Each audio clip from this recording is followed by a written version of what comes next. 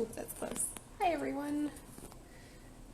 So, just gonna wait a few minutes for a few people to join us. I guess in the meantime, maybe I will do some live drawing. Let's see if I can do this with phone in hand. Hi Jenny. Hope you're doing okay. So I'm just going to switch to the other camera here. Hi Akshata. And let's do a little bit of drawing while we wait for a couple minutes for some people to show up. So, it's, really sort of simple process of what I'm working on right now.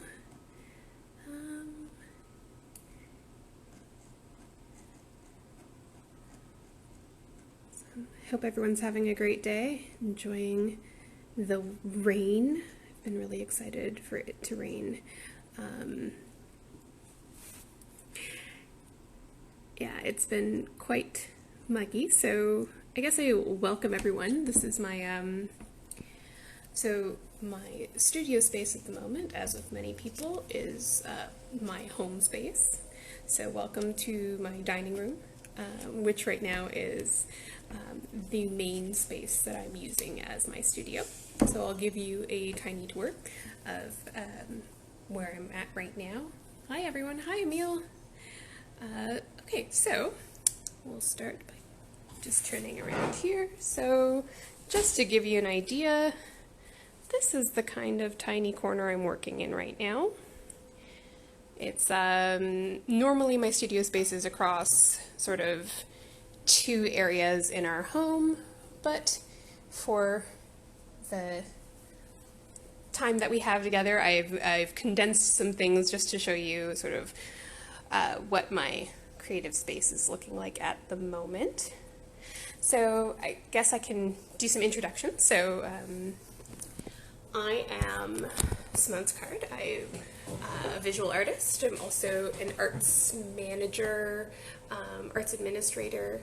It's been, I guess I did my degree and just jumped deep into arts administration. So very familiar with Arts Etobicoke from that relationship, which I've had with several other arts organizations. So I thank them for inviting me. And so I finished my degree a few years, well, it's longer than a few years now, isn't it? It's like, I don't know, 12, 14 years ago, and have been sort of working on my practice on and off since then, more seriously in the past maybe 5 years. So what I wanted to do today was just show you, I guess, some of the work, the genesis from where I've started, and what it's grown into. So I'll show you some of that. So the body of work I'm currently engaged in, if you've seen my Instagram, it's at Simone Sicard. It's a lot of process work, a lot of photos of in progress drawing, and so I just want to show you sort of where that started from. So when I was just finishing my undergrad, there was a lot of sort of interesting things happening in my life at that time, all around some medical issues with family, and so it was really moving from an artistic space to a hospital space and back and forth all the time, and so it occupied my thoughts. And one of the things that I was really sort of engaged in is the language that we use when we're talking around medical issues, and sort of the visual language around that as well. So I'm going to show you a couple of things that I completed in my undergrad, which is sort of the basis that I've been working through for probably close to a decade. So I'm just going to show you some of that work now. Okay. So, I was a printmaker by trade, I guess, and so some of my first works are book works, which sort of have their basis in printmaking. So this book, was a one of a kind. It's called Complete Blood Count. So I'm not sure if you can see it with the light. There's some blind embossing, letterpress, around the abbreviated terms you'll find in blood work reports, but also original etchings that, for me, it was a process of learning the technique, but also seeing how that sort of visual reminded me of some of like the scientific slides of different types of medical imagery. So I imagined what it would look like to look at red blood cells and white blood cells. So then that's the WBC, and this is platelets. So yeah, so this was some of the first work that I did around that idea. What is it that visually that medical images sort of stir up for me? So the second book was called Tagged and Filed, and it's about sort of that systems of classification. How do we look at images and store them?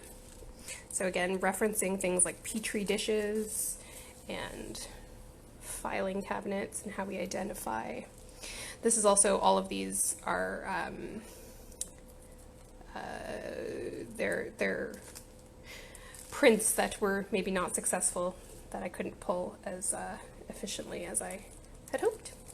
So there's this back and forth of, if we look really closely, they're very simple surfaces, circles, lines, but to me that seemed like the basics of what cells and scientific information were made of.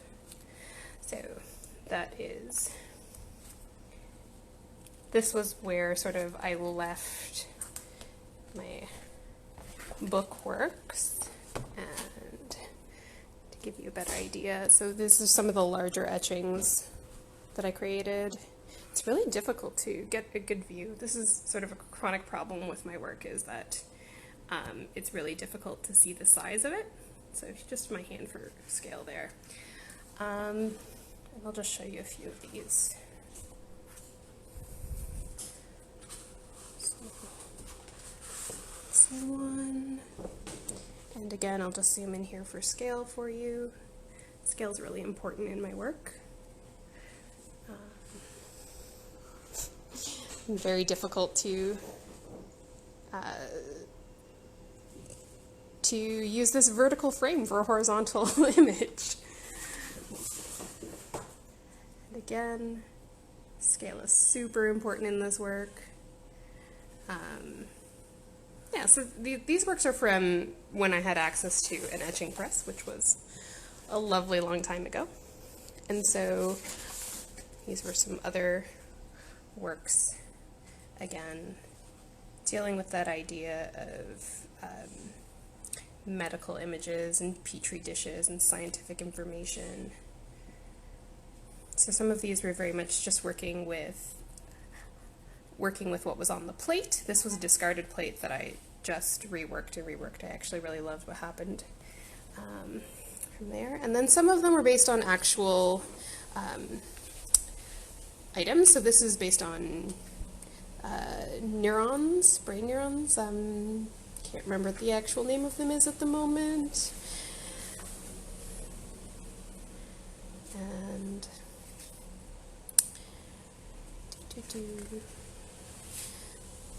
this one is one of my favorites out of this particular time frame. So this was based on bone marrow of a bird, and so it has this really great sort of hollow but really deep feeling of being able to go through all of these different channels and things. It's one of my favorite things. And then, so I'm just going to put that down for a second so I can move some of this back. So from that point, sort of, I guess, left my undergrad and went into the working world, and I don't know if any of you have had that experience where all of a sudden your full-time job is not making art. So there was a very big gap in the work that I produced, but it sort of sat and brewed with me for a really long time. So it turned into some other work, again, still referencing those medical images, still referencing the idea that containing different types of cells and things in sort of like a petri dish idea. So I can show you some of that work. So again, at that point, I've not had access to etching presses or all of those lovely printmaking tools, and I'm working in a home studio, so my practice changed quite drastically to accommodate for that. So yeah, no copper plates and no etching presses. They haven't made their way back into my life. But I've been working quite a bit with sort of water-based media, acrylic inks, acrylic paints, also things like really simple things, pencil crayons, and sort of stuff that's easy to handle in a small space where you can move from your table to your desk to your office and take that work with you. So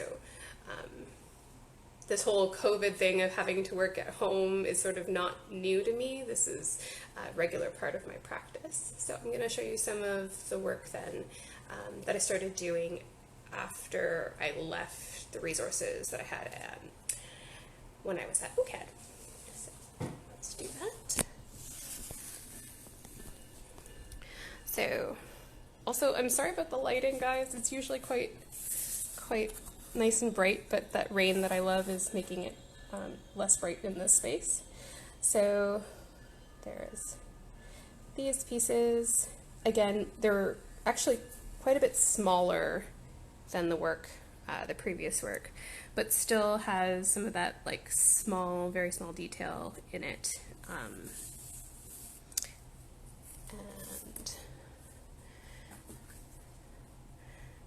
some of this work here. Again, using things like, I believe this is watercolor and ink. And again, I'm using sort of very fine lines in there. And some of this work is in frames, so let me just grab that for you. I think this one is my favorite piece. I had to take it off the wall for you guys today.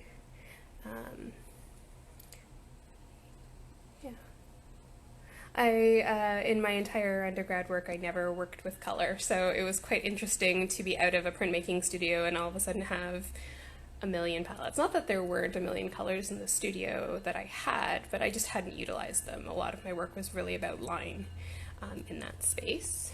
So, and I'm going to show you another one here. So again, fairly small marks there.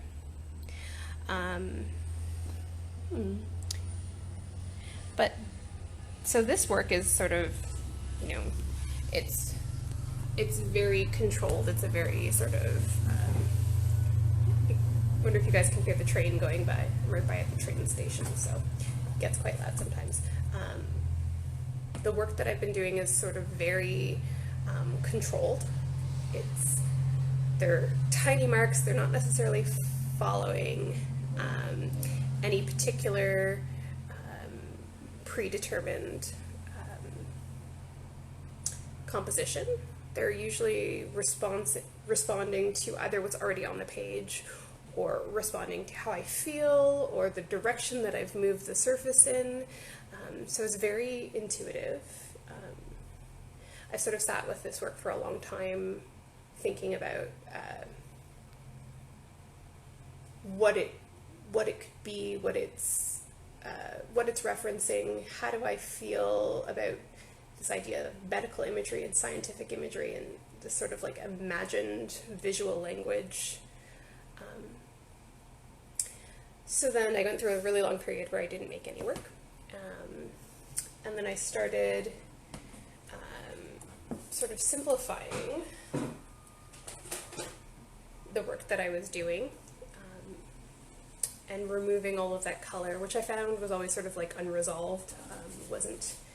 I didn't feel like it was my strong suit, and I felt like sometimes it was distracting from the work. So I have then moved to a really basic palette. A friend of mine had suggested that one of the things that I was dealing with the work being unresolved was because there weren't any constraints to it. I wasn't working within a framework of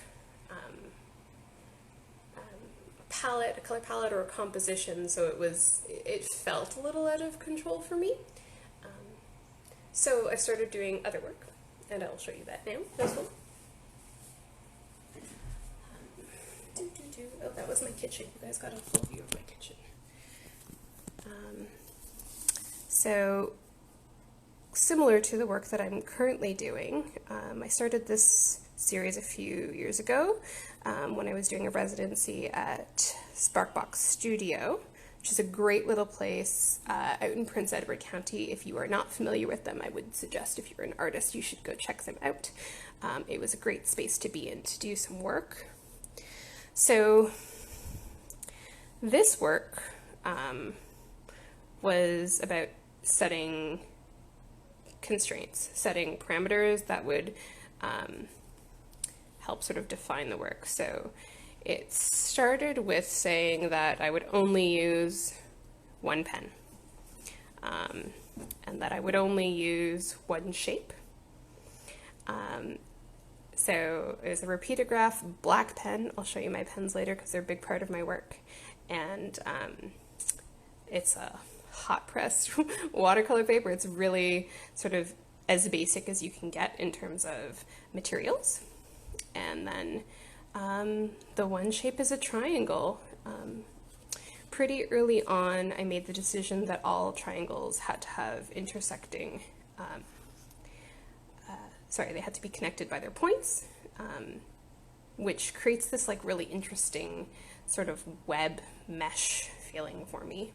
And this particular series also had another constraint that it had to be a shape or like an object confined to the page. It couldn't run off the edges of the page. So you get these like weird sort of like orb specimen things. They reminded me a lot of working with or looking at botanical drawings of things where you drew in fine line the specimen of something.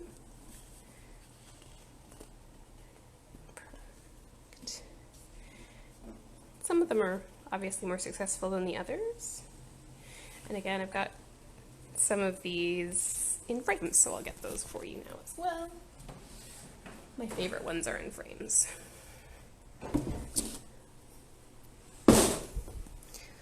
So there's this guy.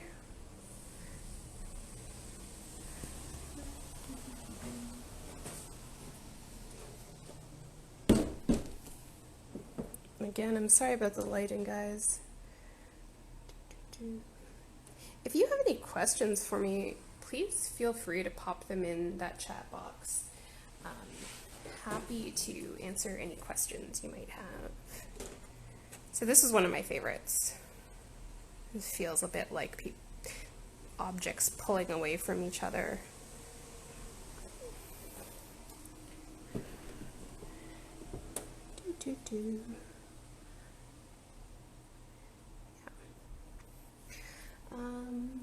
One more of this series.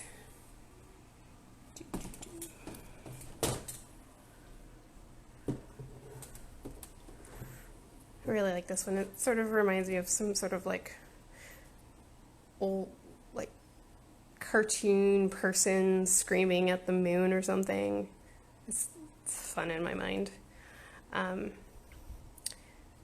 so let's put this back. So yeah, so this is sort of the beginning of the work that I'm currently doing. So I really enjoyed sort of creating these like entities on their own, or these like, remind me sort of like of amoebas or sort of really simple organisms. But I was finding that like this whole process of pulling my work down to its bare minimum was sort of really challenging mentally to continue to work in something in a set of parameters that is so clearly defined. So I was trying something in addition to that. So it also feels like the work is really precious when I create like that. So I decided that I was going to experiment with some sort of destroying that feeling of preciousness in the work. So I went to a medium that I'm not comfortable with all the time, which is painting. So I'm going to show you some of the paintings that I did that were really quite challenging for me personally to create, because they took the basics of this sort of meshwork, this interconnected lattice of the triangles that I've been drawing, and then sort of obliterated them with acrylic paint. So this particular series is more of an exercise about how I can let go of the preciousness of what I was creating. So I can show you a little bit of that now. Go back here. Again, this work is like really challenging to show in a small space with the constraints of an Instagram vertical frame. So it created all of those triangles across the entire surface. They're roughly approximately the same size.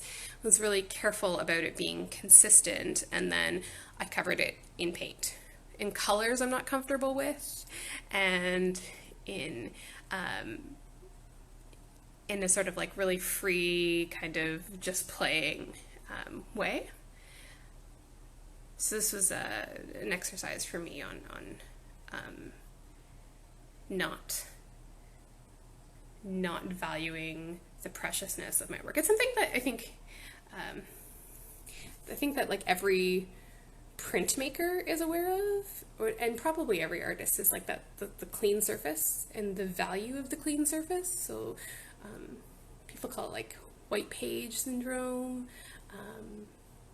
I very rarely work with a white surface because I find it does have that issue where I have a hard time making a mark on it. So so this is also an exercise in getting past that.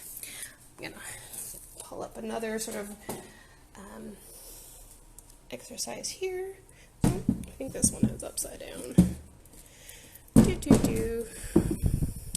So it's very erratic. If we look really closely, you can see the bleed through. There was this triangle pen drawing underneath. And again, it was an exercise in letting go of the drawing and the time it took to make that drawing.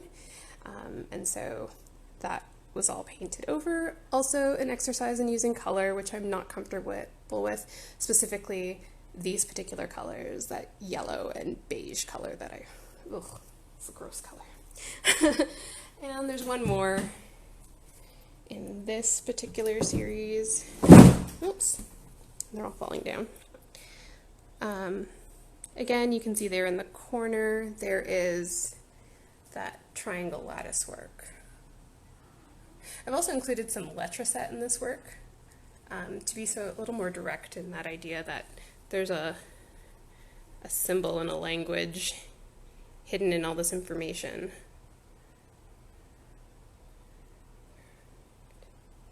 Oh, I'm glad you like it. This one's one of my favorites. Normally lives in another space up on my walls.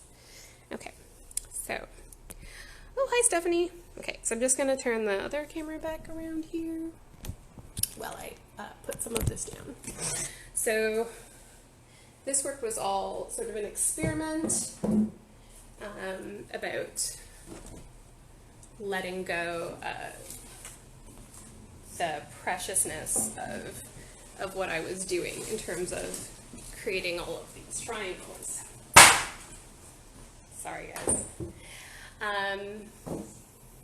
And then from there, I thought about the work that I was doing around creating those sort of like orb type images, and wondered what would it be like if that mesh was all encompassing, if it was surrounding your entire person, like physically surrounding you. What would that feel like? I mean, so for me, a lot of this sort of like mark making work, this repetitive work, also speaks to a meditation process and an obsessive compulsive behavior. So what would that feel like on a really large scale? So I started, I don't have it with me, I started creating sort of these types of drawings on panels that were maybe 3 feet by 4 feet, quite large. But again, they were sort of like confined to the surface, and so it had the very same feeling that these sort of smaller works had, in that it felt like some sort of like animal, or some sort of like organism, that's what I'm looking for, that was confined to the page. But what would happen if it went to the edges and it bleeded off the page? Then sort of in my mind that feels more like landscape. Oh, thanks, I like my sloth shirt too. It feels more like landscape. So I started to create work using that idea that there's a all-encompassing landscape, and this simultaneously thinking about the time it takes to produce something, and the time it takes, the time it takes to produce something, and that's funny because I think a lot about my work, like a lot, about, what my work means.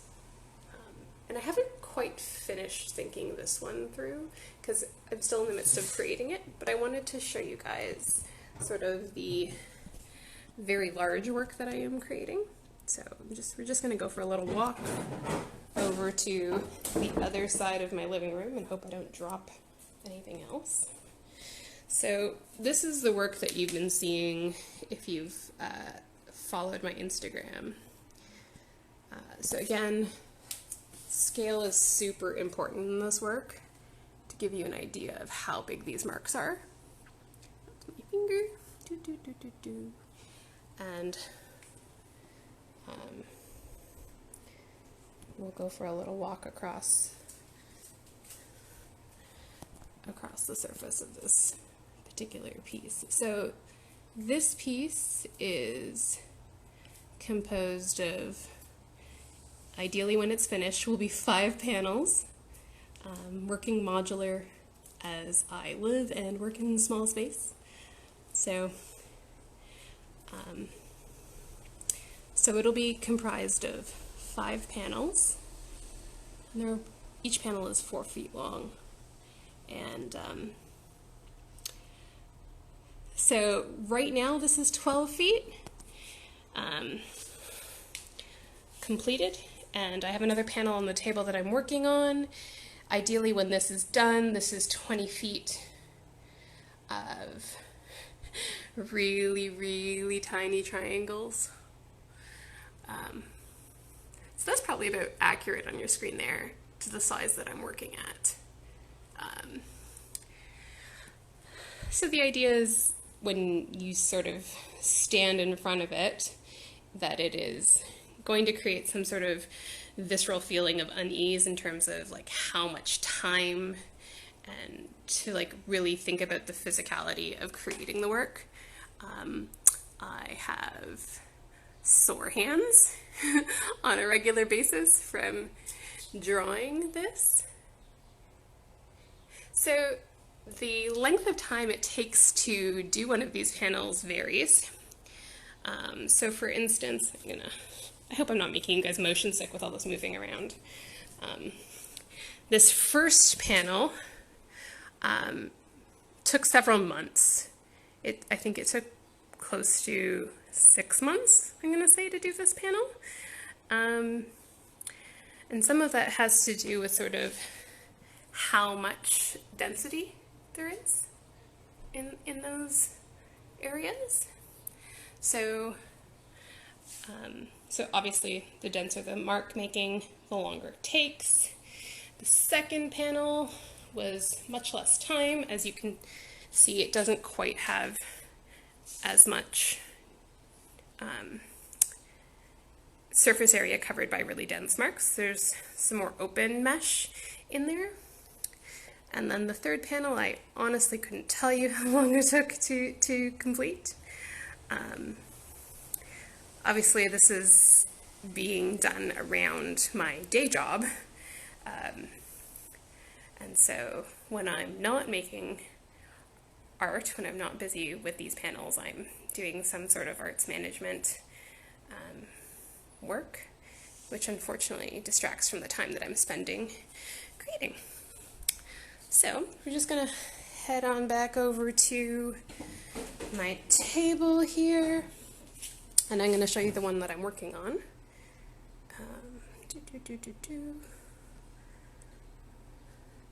Okay, get some of the stuff out of the way here.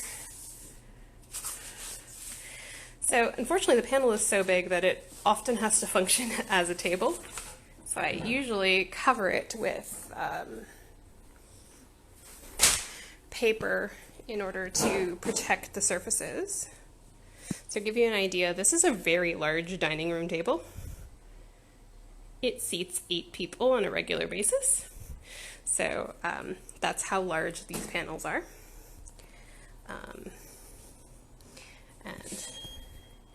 these are the most recent marks that I've made.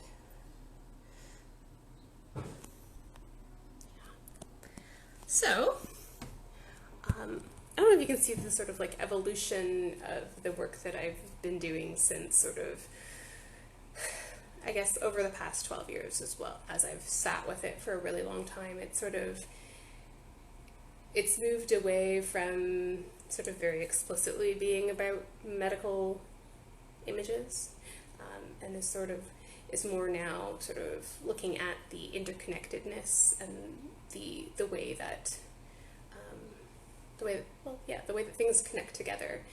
One of the things that I really love in the drawing process is how the length of a mark can determine the density in the surface area.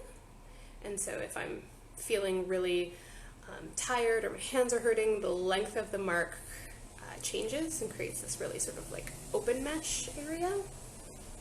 And if I'm feeling sort of anxious, I tend to make smaller marks and denser marks, and if I'm thinking about something really complicated, which I've been doing a lot recently, as I'm sure all of you have, the marks change in scale. Does music factor in? Ooh, that's a good question, Claudia. Sometimes I listen to music while I'm creating. More often than not, there's sort of like a white noise audio in the background, like a movie playing, that I'm not necessarily engaged with, but that is sort of filling in the spaces in the back of my mind, the ones that you're like, I shouldn't be doing this, I should go do my laundry. It sort of clouds that out so I don't, so that I can focus on my work. So sometimes the music plays a part, particularly if I'm listening to sort of like really up-tempo music. I find that the marks are more open and they're wider, and again, you get that larger mesh feeling.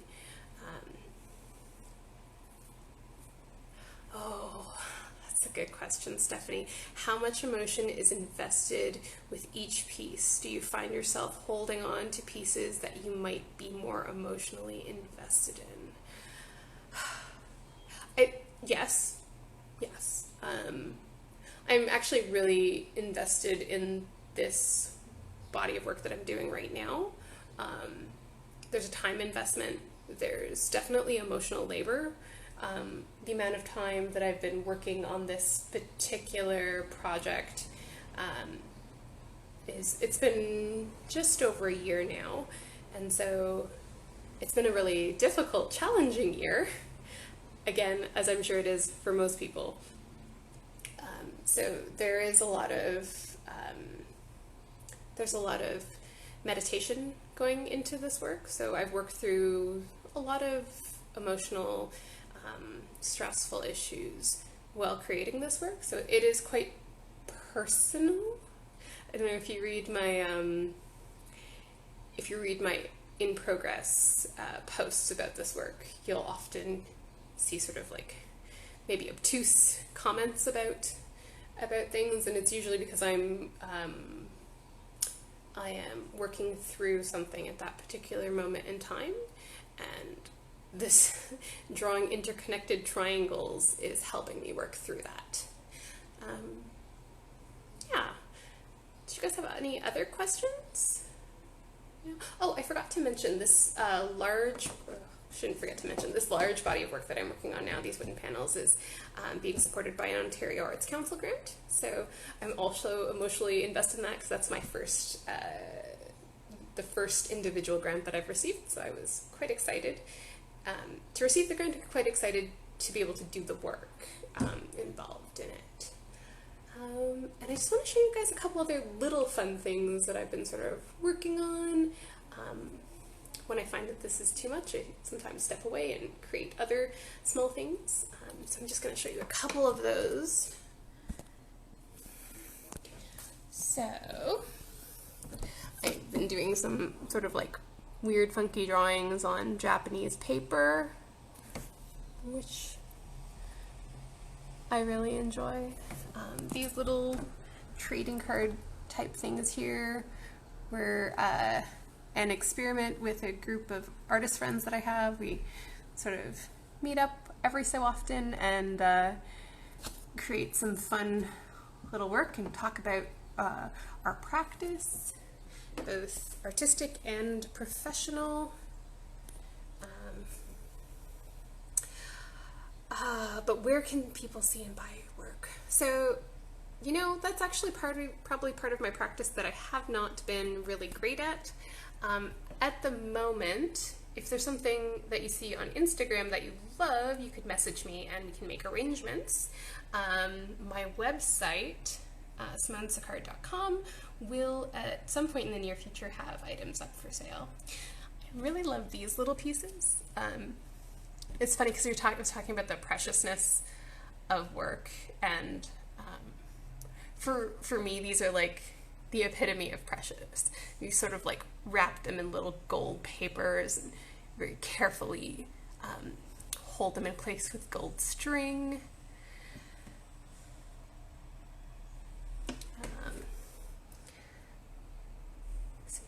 Oh, and I wanted to show you guys my handy dandy toolkit here. This is where my tool maintenance happens. I currently use a very complicated pen. It's a repeatograph pen. If you ask anybody from who did design work in the 80s, 60s to 80s, maybe 90s, they'll be very familiar with this pen. It is a high maintenance pen, but it creates a really lovely continuous line. So I have a collection of them. These are the two in use at the moment. Again, part of that setting parameters and constraints, they're the same size. However, if we look in my jar here, there's a whole bunch of different sizes and they come with different tips, and it's a lot of fun. They do require a lot of cleaning, which is what this little thingy is for. And they're refillable, which is probably the main reason why I use them. Sorry, Akshata has a question there. These look like some maps. Is there any narrative or geography or body of water in your works. So there has been a piece that I no longer own, Meandering Constraints, which was sold at an auction, an AGM auction, was based on the Mackenzie River. It was a starting point from where the main line of the work is. So if we're looking at the process, sorry, I just keep picking up my phone here. If we're looking at the process of how I create this work, there is an overarching sort of line that connects all of the pieces. So you can see it there. So the starting point is usually based on a real place. I can't recall the starting point of this particular piece. It's sort of arbitrary. It's more about setting the tone than the actual location or a narrative about the location. So yes, to answer your question, yes. And I also don't usually use bodies of water as a starting place, but I am really interested in the way that surface tension and water react to each other. So when I'm not doing work that is strictly linear with my pen, I do tend to play quite a bit with watercolor or water-based inks that settle and create sort of like a reticulation in the surface. So you get that feeling of, you know, silt falling out of water, or the way that a coastline might have sort of a really jagged edge, or the way deltas as a geographic form create that sort of like fan. I really love the way that those geographic water forms create lovely little images. One of the things that I reference quite a lot is aerial photographs of work. Yeah, so exactly, akshata, aerial photographs. I had somebody ask me last week about how I do sort of over the shoulder time-lapse videos. And so I just thought I would add this in right now, that this is one of the things that I do, and you would see in some of my videos. Also a lovely piece of equipment to have. I have this lovely lamp here, which I actually never use as a lamp, but it does work quite nicely. Magical things to create over the head videos. Anyways, silly thing that I thought I would throw in there because I was asked. Yeah, so I think that's pretty much it, guys. Did you have any interesting or any questions you wanted to ask? If there was anything in particular you were interested in or you wanted me to chat about? I think that I'll give it a second to see if there's anything that pops up in the chat. Yeah. So my goal is, I'm currently working on panel 4 of this 5-panel project, and the goal is to have 4 and 5 done before the end of August. So I have a lot of drawing to do. Hopefully you can follow me over on my Instagram page, follow along with the work that I'm doing, and I hope that I'll be able to get some of this up on a wall, ideally not in my tiny space because it's too big for that. And hopefully when it's up, we'll see you at some point in a gallery setting to look at it. How has the pandemic impacted your work? It's funny because the pandemic has given me more time to do this work. You know, I've lost my commute to my workplace. I now have my lunch breaks at home, and so I've spent far more time drawing in the last 3 months than I have, I think, in the last year. So the pandemic has actually been really generous to my practice, which I am thankful for. Always looking for the positives in things. It's given me a lot of time to think and a lot of time to draw, which is, it's kind of important. All right, guys. Well, thank you for joining me and for listening to me talk about my work and joining my tiny dining room table studio space. I hope you guys have a great afternoon, and we'll see you soon. Bye.